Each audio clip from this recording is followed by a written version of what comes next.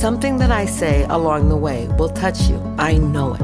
Let's begin that process of crafting a meaningful life. Here's Mary Crafts.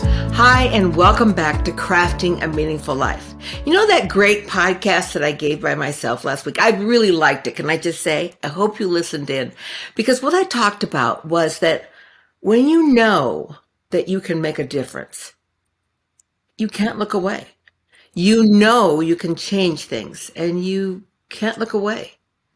And that's where I found myself in my life. And that's what I tried to share with you last week, was how you can see that. I think the only difference between me and you is that I see it every day, this difference I can make. And I want you to see that. And so for the perfect, I'm talking like perfect follow-up to last week's podcast on that very thing, I've invited my dear friend Kristen Andrus to join us today. Because guess what? She's living in that space too. Welcome, Kristen. It's so wonderful to have you today.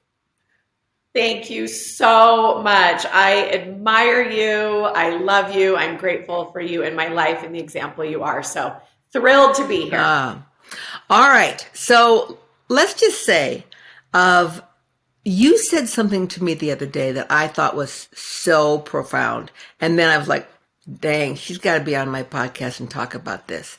Because I told you that the question I get asked more than any other question, more than like, are you getting married? Are you this? People ask me, Mary, why do you do what you do? I mean, you're now almost 70. You could like just have a home in St. George or in Mexico, and you could golf your whole life, but every day your schedule is crazy. Why do you do that? And I thought to myself, I darn well better know why I do it if I'm doing it. And I was talking to you about this, and I said, do you ever get that? And you laughed and go, yeah, like every day. And so let's start there. I want to ask you, why do you do what you do? No, we don't want to start there, because we want to first find out what it is that you do. I want people to know just how fabulous you are. And can I just say, where is your fuchsia shirt? I know. How boring. I'm in black and white stripe. All right. Kristen always wears fuchsia, this beautiful shade of bright pink that I absolutely love. And not wanting to be like you today, I wanted to be different. I wore bright yellow. I have to say, I'm doing some work around the house, getting ready for an event tonight. And so I'm like in my jeans and, where I can get smoky from my Traeger and dirty from my yard. All right. Well, now that you've mentioned Traeger, let's start with that. You and your husband have made a small fortune, well, actually a large fortune, by inventing this crazy grill. So let's start there. Yeah, so we actually bought Traeger Grills. Traeger is about a 40-year-old business, but it's a business that no one's ever heard of. Yes, it was up in the Pacific Northwest. And Jeremy had been at Skullcandy for about 8 or 9 years. That was a headphone company. Yes. You may have worn a pair or heard about it back in the day. And I catered for them a lot. I catered for Skullcandy. Yeah. Up at that house in Park City. Yes. Yeah. So Rick Alden was the founder of Skullcandy, and then Jeremy came on as the third employee, ended up as the CEO and ran it. And then after 8 or 9 years, it went public, and he was done. We were kind of looking for the next consumer product company, and we looked at a lot of different things, and we found this tiny grill company, a wood pellet grill company up in the Pacific Northwest that no one had heard of. But when we reached out to their customers, what we found was it was like a Nordstrom or Costco, where the customers were obsessed. They loved their Traeger. It was a hobby, a passion, and for the first time in a lot of these people's lives, they cooked good food for the first time. And Mary, you understand that's like. Most people are not great cooks, right? So if a man or woman gets a wood pellet grill, they infuse their food with yummy flavor. It's kind of you can't fail. It is. It's kind of an outdoor oven. I have a Traeger. I know exactly what you're talking about. Yeah. And so these people used it, loved it, cooked delicious food for their friends and family, and then just through word of mouth, it became popular. So they were spending $0 on marketing. It was really just up in the Pacific Northwest, but Jeremy and I felt like there is this gold mine in this incredible outdoor cooking solution. So we bought it, we moved it to Utah, and 8 or 9 years later, the rest is history. Yeah. Well, it certainly is a word that everyone knows here in Utah. And now what I've discovered is everyone knows who you are around the world. Just like the green egg. Everybody knew what that was. And now everybody knows what Traeger is, that you smoke and you grill on the same machine, and it makes the most amazing food. So through that, you guys became very well heeled financially. And as this young mother of how many children do you have? 6. Yeah, okay, let's just talk about that for a minute. This young mother of 6, you could have said, well, this has been a great ride and the rest of my life is going to be smooth sailing. But you didn't. Let's talk about that. And what inspired you to start what you did? So we had a couple of successful outcomes with Skullcandy and then Traeger. And I remember I was in a spin class, and your deals, right? Quote unquote, deals take so long to get done. And I remember we were kind of waiting, and it was this life altering deal to be done, because we took everything we made at Skullcandy and we put it into Traeger. Yeah. We went all in, and this was a tiny grill company, so we had no idea, but that's what entrepreneurs do. And so it was kind of our first time that it was like, wow, this is really working. And I was in a spin class, and I remember the text came through from Jeremy that said deal closed, and it was like this moment we had been waiting for. And I'm sweating it out. I'm in the spin class, and I thought it would be this feeling of excitement and just joy. But it was the heaviest burden of responsibility that immediately fell on me. And I started crying, and I think I cried for days. And I thought, I have so much to do. I have so much to give. And my life is just beginning. And so I called Jeremy and I said, instead of buying a car or a houseboat or whatever people do, I said, let's pick up the kids from school. And we did. And we went down to the Dan's grocery store, and we bought a ton of food, and we went to the VOA Youth Resource Center, and we served dinner. And we said that day, this is the path.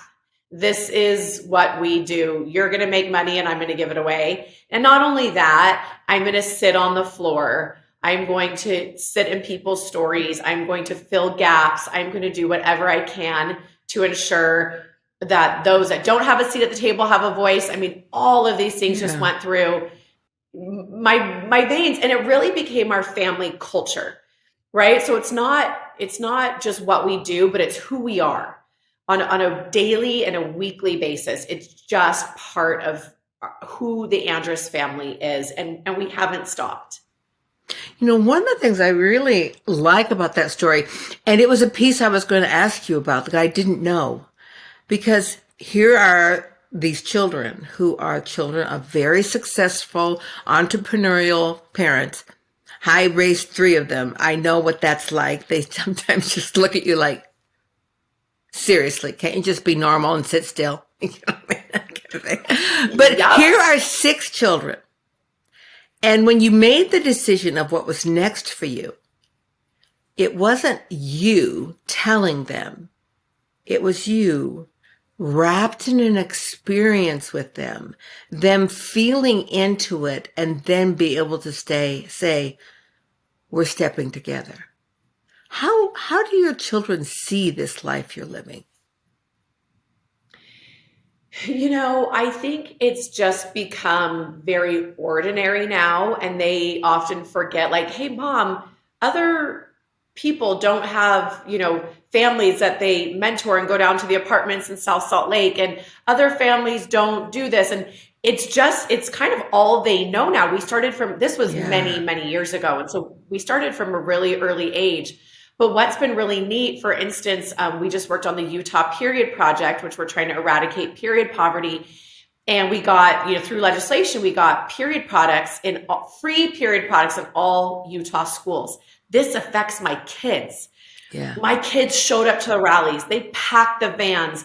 They sent out the flyers. They were there every step of the way. So when they walk into a elementary or middle school or high school bathroom and they look at every single bathroom across the state, no matter where they are, they look on the wall and they look at the dispenser and they say, I did that.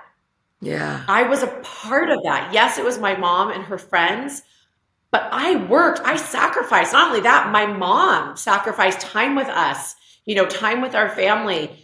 And was it worth it? Absolutely. Right. As a mom, you're pulled in 100 different directions, especially when you're out trying to make real change. But when you bring your kids along with you, I can only do so much as a mom, as a woman, as an advocate. But when I can bring others along with me, especially my kids, that is where the magic is. That is where change is. I always want my kids to be uncomfortable. When I bring them along, they're last in line. They're hot, they're hungry. I want them to have their hearts broken and their hands dirty when we are out in the community serving. It's of utmost importance to me. I love that. And that is how you are creating this kind of incredible legacy. First with the Skull Candy, now Traeger, and it's become more than that now. People see you less as Kristen Andrus, or less as Traeger, and more as Kristen Andrus, the mover, the shaker, the what's next.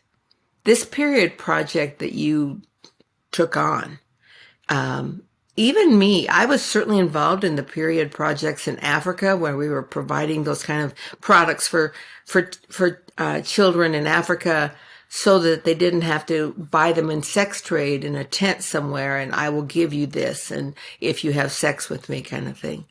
But I was really unaware of that this exists here in Utah until I was able to say, what?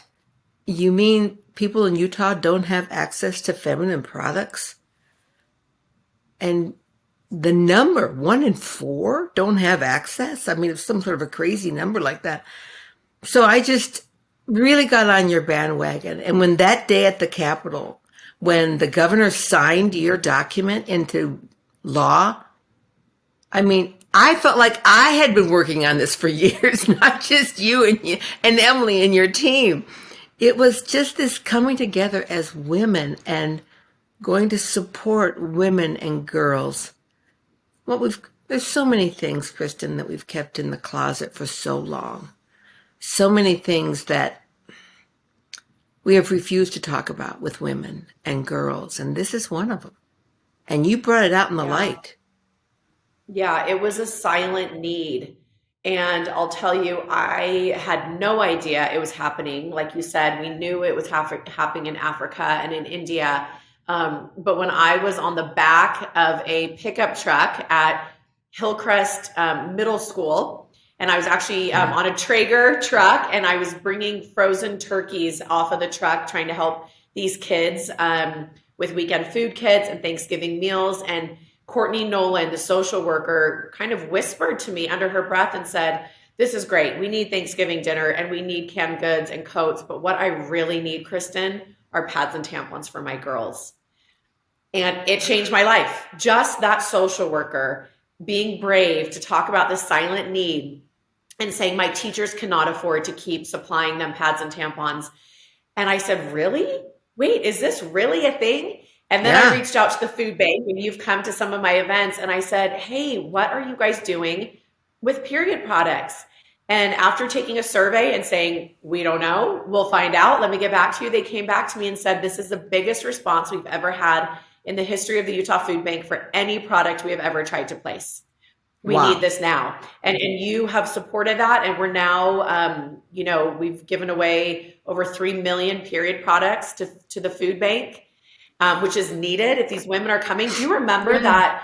Do you remember Jeanette Bott, the CEO, and she showed us at the lunch that you were at in my backyard. She said, Every month, a woman is deciding between 5 boxes of macaroni and cheese, 3 cans of Chef Boyardee, or Yeah. 1 box of period products. What is that mother going to choose Yeah. every single month? Yeah.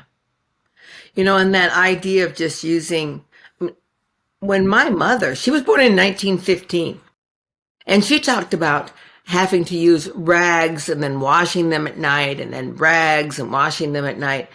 And I just thought, like, oh, that was something that was just pre-normal life, that she had to do that. And to think that now we have girls living in this state, and Utah's not unique, in every state around the country, that are experiencing these kind of problems. And we're just unaware. We have not seen them. So for me, Yeah. once I saw, I couldn't look away. Yeah. Why do you feel, Kristen, still so many people choose not to know and to look away? I think it's hard. I think a lot of people are just trying to get by. I think with mental health, with kids, with finances, with jobs, with everything that people have on their plate, they feel like it's an additional burden to them to take on the cause of something that may not affect them. I will tell you that is the wrong way to look at it. Yeah. When you take on causes, issues, and by the way, whatever that is for you, right? Take years to figure out Yeah. what is the cause, the issue. Is it child sexual abuse that you and I are both involved in? Is it a woman who just the other day told me, do you know that hearing aids are not covered by insurance? And her son has needs those. She is spending her life, beating the drum of helping kids with insurance covering ear. So every woman I talk to will have something different that they care about. Yeah. And to think that Yeah. it's an additional burden in your life, that it's one more thing to do, to think about, to bring you down, to cause heaviness in your life, is actually the opposite. And we have to flip that narrative upside down on its head and say, actually taking on causes and concerns and issue, being that seat at the table for maybe a kid who doesn't have a seat at the table or their parents don't, will absolutely enrich your life. It will broaden your bandwidth.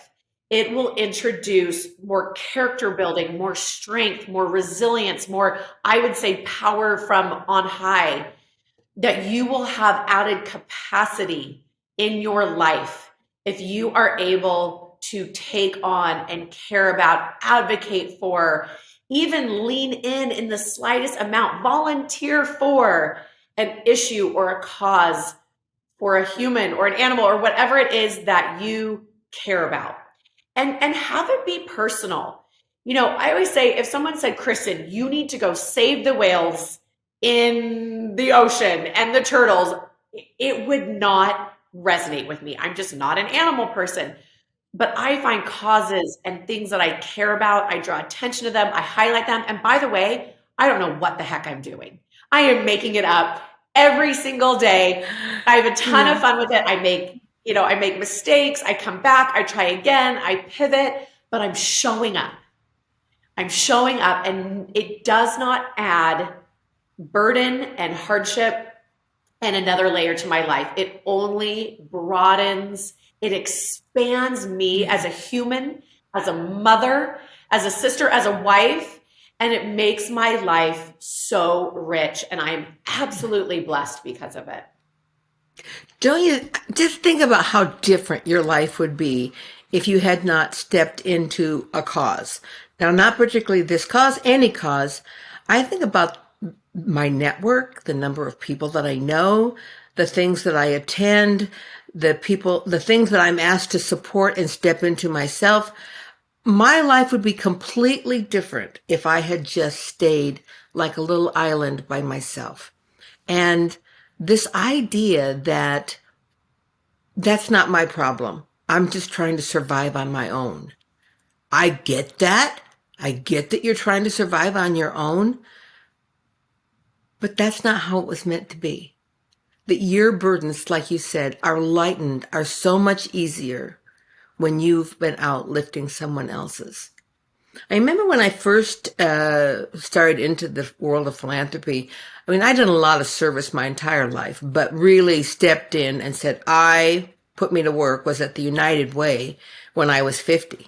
And somebody said, well, you'll be an advocate. I had to go home and look up what that was. I was like, what does that mean? I'm an advocate, okay? And I love it. I loved when I read and it said, an advocate is someone who stands up for someone who doesn't have a voice. I went like, oh, I do that all the time. That's my whole life. That's not going to be any different for me. I love that. And I kind of, as I'm thinking about that more, as an advocate, I get to hold the biggest flashlight up on my shoulder ever and just shine this light over here and over there. And like, I didn't do the period project, but I get to carry this giant flashlight that says, look over this. Look at this amazing thing that Kristen is doing. And isn't that amazing? Look over here. Look what this person is doing. And my network of women that I am working with, are thousands and thousands of people because I chose to carry my flashlight and to be an advocate and to give a voice for those people who have no voice. Think about you, Kristen, when you are giving a voice to those young girls who are 12, 13, some younger, who have no voice to say, I have no products so I can go to school. I'm staying home. I'm making a mess everywhere. And you gave them a megaphone. That's amazing. Yeah. And we literally did. We have over 500 student ambassadors across the state, covering about 35 of our 41 school districts. And we have taken them on as advocates. We are teaching them how to write their legislator. We're teaching them how to ask the principal to put up a poster about periods in their school. We're asking them to do hard things at a young age because once again, you alone can only do so much, just like you're saying, I alone, but we have to bring others along with us. And it's exactly what you're doing is drawing attention to things, spotlighting things, and bringing other people along with you. And I will mention what I love about this conversation is we have not talked about money once. Philanthropy is not about writing checks. Philanthropy is not about money. And that is what I think holds people back. What they have going on in their own personal life. And number two, they think it's about money. And if philanthropy and charity work and giving back is about money for you, you're doing it all wrong, right? It's not about writing checks. It is about, I'd say, sitting in people's stories, understanding issues, highlighting issues, showing up, not only volunteering, but also asking, why is this happening? Utah is an awesome state. We volunteer like crazy. We show up for service projects like crazy. But what if just a small percentage of us started looking upstream and said, but why do we need free period products in our school? Why are our kids still going to school hungry? Asking those questions and then talking about it and highlighting it and spotlighting it is so important. You don't always have to have the solutions, right? But starting to be curious, starting to lean in and say, I'm going to do what I can with whatever resources I have. And that may not include a dollar ever. But using your talents, your resources, your time, your energy can do incredible things. Yes. I love that idea, Kristen, that you're talking about. That yes, there are huge foundations that give big dollars. There are many individuals that give big dollars. But if that's what it was about, I couldn't do what I do. I am well heeled, but I'm not rich. But I wisely place my money. But more than that is I give people a voice. I shine that light. You listen, just like you listen to people, you hear their stories, you sit with them. And for me, it doesn't matter. I remember when I was in Africa, and I've been there 3 times. And one time in South Africa, I was in Pretoria, was just what they call the plastic cities, because the cities are just made of plastic and cardboard. And the government gives them these areas, ground that they can go in there and live on, but they provide nothing else. No water, no sewer, no education, no police protection. So you can imagine it's a haven for sex trafficking and so many other things. And when I was there, I realized, okay, everyone talked about building a school. I was like, okay, I want to help build a school, but first of all, can we just make sure they have clean water? I mean, it's a simple thing. We just need to make sure they have clean water first. And when I was sitting with these women, of course it was South Africa, so they all spoke English. And this one woman said to me, because I don't eat enough, I don't have enough milk to feed my babies, and they die. And she said, I just want to be able to see one baby live long enough to grow up. And I said, so if you had access to formula, would that be a big thing for you? And she said, well, kind of. One time somebody sent a shipment of formula powder, but when we mixed it with our water and fed it to our babies, they died because they hadn't developed the immune system yet.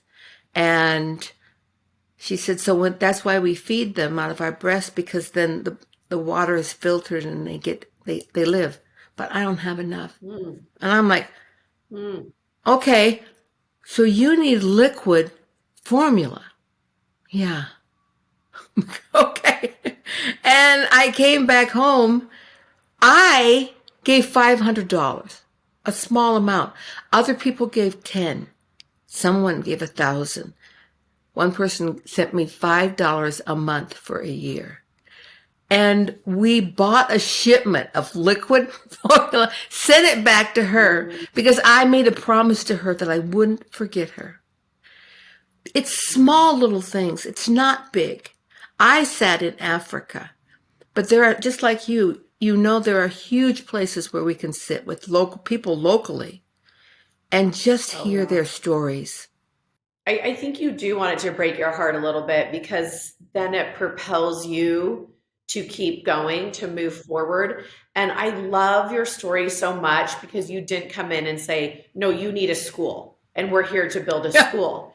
You listened, you were curious, because oftentimes we come in and we're like, this is what we want to do. This is what we think you need. But when you sit with a woman in her story about her family and you really listen, and you could have stopped at you need formula and rallied your people and sent in a bunch of powdered formula, but you really sat and listened to the story of what this woman needed. And it was not powdered formula, it was liquid formula. And not many people will sit in the story long enough and really be curious enough to really find the solution, not that they want to do, because maybe it's more powerful for you to build a school, but what she needed was the formula. Liquid formula. I love that. If only all of us could sit with even our kids to the point of understanding, no, they just need liquid formula, right? Like we would be better humans. Yeah, it's true. Oh, Kristen. So as you look forward, I saw a small post on social media. By the way, to my listeners, a side note, if you're not following Kristen on social media, you should. I hate the word should. You could. And you could lift your life every day as you watch this little powerhouse of a woman just literally cartwheel through life and changing people as she goes. But I saw a small post about this. After we'd signed those into law at the state capitol, and that you sat with for a moment, and Jeremy, your husband, said to you, so what's next? And I guess that's my big question to you. What's next? We were able to pass $18 million of funding through the legislature. I keep going back to policy work that in our state, and I'm not doing anything nationally right now, but that can truly touch every single corner, every single student in our state. And the only way a nonprofit would have a really hard time touching every single kid. And so we are working on teen centers.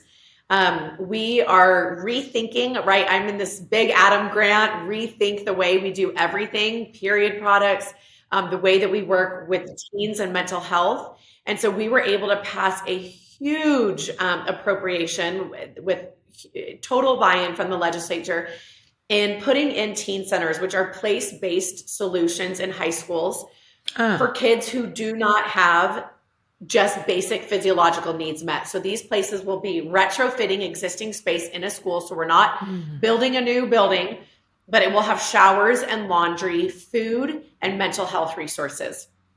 Think of it kind of like a library. Yes. And so we have, we'll be in the end about able to do 80 high schools that will be able to have it will be staffed by someone who is a trusted adult that can help these kids gain access to outside resources. A lot of these kids, we know that over 16,000 of our kids, this is baseline, are considered homeless in our state. That's a huge number. And that's probably just about half of the reality of, tonight, I'd say over 20,000 kids in our state do not know where they're sleeping. And that's just the parents that filled out the form that said, yes, we are housing insecure. We do not have stable housing. And so this resource at a school, we also did a private-public partnership. So we have buy-in from the private, from a lot of foundations. And then every school will be raising money as well. And so these kids, if you talk about where do you go when you're about to have a panic attack, where do you go if you haven't eaten in 24 hours? Like the answers are the toilet, the stalls in the bathroom. Like we don't have a great solution right now, but yet we are requiring our schools. They really have no choice. They have to provide the stuff for our students. They are the safety net. They are the safe place for thousands and thousands of our kids. And so we're trying to get these kids graduated. We're trying to make sure that that they're clean, that they can enter the classroom ready to learn. They can do their laundry. They can print. Think about how many kids don't have a printer at home, who don't have Wi-Fi. We go along because our houses and neighborhoods look okay and we're all doing okay. But what about those kids? I'd say, thousands and thousands and thousands who do not have that. So we're just getting started there. We're working with the Utah State Board of Education, and over the next 3 years, about 80 high schools will have these teen centers in their high school taking care of these kids and helping them so that they can graduate. They can move on to something that just really propels them out of homelessness and into the workforce and housing, and it really bettering our communities. And there are so many stages to this solution, Kristen. As you were talking, I was thinking about there's this stage of being a teenager. That is the toughest stage anyway, as you grow up without all these additional problems. And then there's the phase of when you're preschool, that 0 to 5, and how critical that is in your development. And then, each state determines how many prisons they are going to build. Now, this is a fact. Determine how many prisons they're going to build by the literacy of children in the 3rd grade. They test those children's and then and that's Utah State does it too. If there's a low literacy rate, then they know they're going to need more prisons. And if there's less, then they don't have to plan for as many. That key fact of teaching children to read. So the reason I'm saying all of these things, and then in addition to that, we have to protect them from predators. We have to, teach them about this. I mean, the list is endless. And sometimes I think people get overwhelmed as they look at okay, I just got to make sure that I live in my house, I pay my bills, and I get to heaven. Okay, because I can't worry about all of that that's going on out there. But the thing is, no Right. one's It's heavy. asking anyone to worry about all of it. I lift, you lift. There is an army of people lifting. And if we had everyone lifting, you just have to take care of this much. You know, your family plus part of another. Your family plus 1 day of period products for a girl. I mean, just think about that. If every woman in Utah gave enough to take care of 1 day of period products, we would have solved this problem. We would have solved it. And it's not a big lift. It's like 1 day's worth of products. Okay. So sometimes people get overwhelmed. And sometimes even I do. When I look at like, okay, how are we going to stop this child sexual abuse? Okay, I got what is the domino? What is that's creating this domino? And okay, I don't have all the answers, but I have a couple. And that's all I need to worry about are my couple. And I can focus and lift in those areas. This project that you're doing in the high schools and giving teenagers a place of safety, which is what we all seek for and they really seek for, it's going to have that kind of ripple effect that I can't wait to see.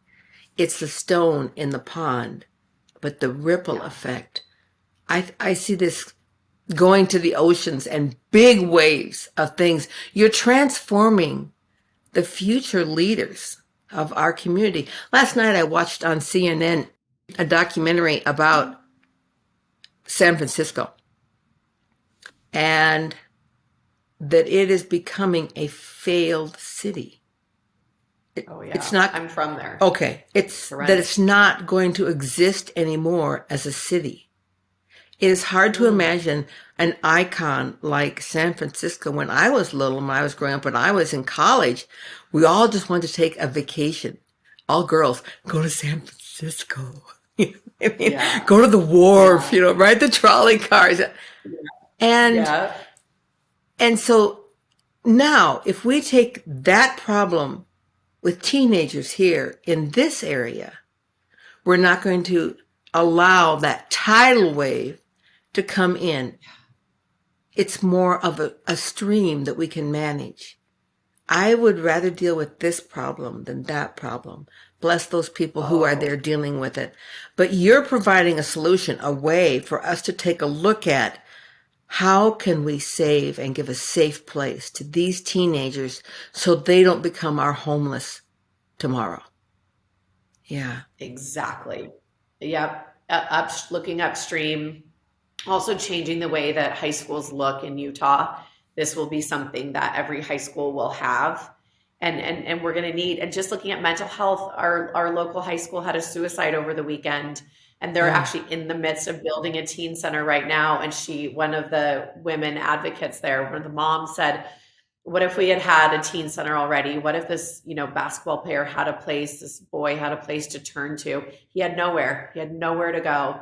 And it's devastating. And it's not them.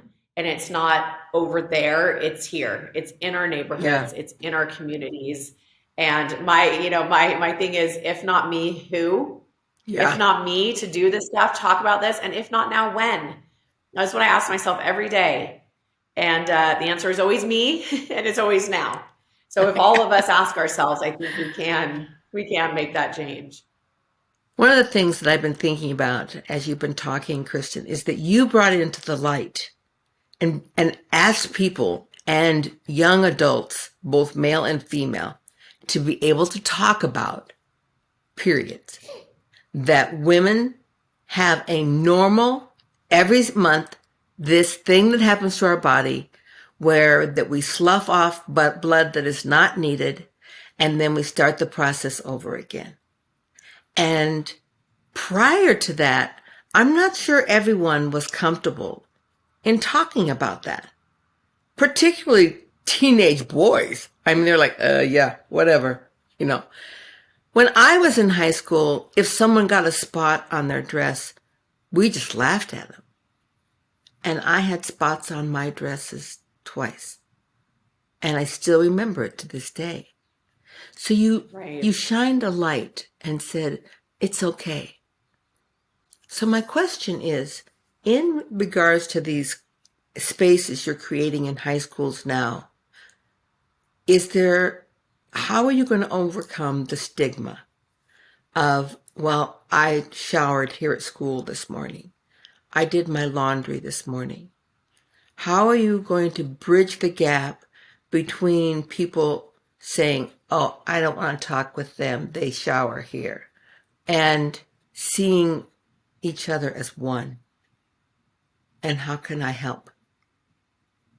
Absolutely. The culture of these teen centers started from the minute, we put billboards up and down the I-15. It started the minute we started throwing teen center parties and events, and we're rallying around it and having schools rally around it and fundraise for it in a really big way. Now, these are not homeless teen centers, which is what they were originally called. They're just called teen centers. So they are for all vulnerable youth, which is my daughter, which is your daughter. It's all kids. And so we actually had a university nearby spend a whole semester working on a shame and stigma study for us with a bunch of the students here in Utah. So we are very, very, very thoughtful around this. So they have done studies, they have done panels, they have done questionnaires for students. We also have had we've interviewed tons of students. We've seen different teen centers that are already in place and what's working and what's not working. One thing that we found is that you have everyone come in and use the teen center for all different purposes. So, the football player comes in, there's one nearby that the football player comes in and he grabs fruit snacks every day out of the teen center because he's one of the most wealthy guys in the school. He has no idea that that's what it's for. And so if you think about it kind of like a library, you have someone that's in there researching, you have someone that's in there playing video games, you have someone that's in there, all these kids are doing different things in there, but we want clubs coming in and using it. We want someone who forgot to eat breakfast to come in and grab some food. Someone that's like, I need 10 minutes before I can enter the classroom. I'm not doing well. They go in and sit down and have some, tactile things to play with for some mental health resources. The other thing that's really helped that we're suggesting, although we can't enforce anything because the schools will determine, is that students will have it as a period of their day. So students that are going to be using the facilities in a bigger way, it'll be one at like second period of the day. They go into the teen center, they're able to print their stuff. It's a study skills class. They can hop in the shower, they can do their laundry. And so we are more than thoughtful and more than concerned to ensure that these are used, and we want them used and abused, right? We want more kids in there than need them. And if that's the problem, that is such a good problem to have, because it's not just for those kids, because those kids want utmost secrecy. We do weekend food bags for an elementary, middle school, and high school. It's a network, right? They're all the same kids. They're all the same neighborhoods and the same families. The elementary school kids take hundreds of food bags. The middle school takes about a third, and the high school hardly takes any. And that shows you that shame and stigma. Once you get to high school, these kids all need the food. The elementary school kids are more than happy to take big bags of food home. Once you get to middle school, not so much. And once you get to high school, you're not even taking the food. Yeah. And so it's a major concern. And we are doing everything in our power to make sure that schools, and it really, the make or break is going to be this trusted adult who is going to be full-time in these teen centers. It is going to be them, that they're trauma informed, they understand what these kids are going through, that they don't turn anyone away, that you go in with your friends and you grab what you need and you go in and you bled through your pants and so you go take a shower. They're just going to be used by the whole student body. I love that. The two things that came out to me, I mention this to my listeners because they will relate to this 100% because they hear these things from me out of my mouth every single week. And that if you'll think about today, what we've talked about is this sense of oneness, that it's not us and them, it's we. And as long as we see life as us and them, we live a miserable, isolated life. But when we begin to see that your problems in reality are my problems, and my joys are your joys, and we live together as one, that's such a big part of what you're doing, Kristen. And the second thing, and this is the favorite part of my book, it's the favorite part of every speech I give, when I put up on that screen and it says, the healing starts when the hiding stops. Mm-hmm. And as we provide this safe place for people to step into and stop hiding, then with that first step, they start healing. And that's what you and I are both about. Absolutely. And my closing remark will be, we need them. You and I need them more than they need us. And if you look at it that way, it will totally shift your perspective. Yeah. I need the people I befriend and love and help and mentor way more than they need me. Well, I need you, just so you know. I love you. I need you in my life. I need you like inspiring every day. I love to show up when you are showing up, because you carry a light that just cannot be dimmed, Kristen. Cannot be dimmed. You do. And you know what? You remind me of what I always tell women is, don't look for the fun, be the fun. And you are the fun. You don't look for fun. You're like, I am the fun. I love that about you. All right, my love. Until the next time we meet, which is either going to be at some Sapria Gala, or it's going to be, or we're going to meet somewhere with our hands in the dirt, or we're going to meet arm in arm, serving our world. And that is how we craft a meaningful life. Namaste. Listen to the full podcast today and subscribe on iTunes, Stitcher, Google Play, and more. Crafting a Meaningful Life with Mary Crafts.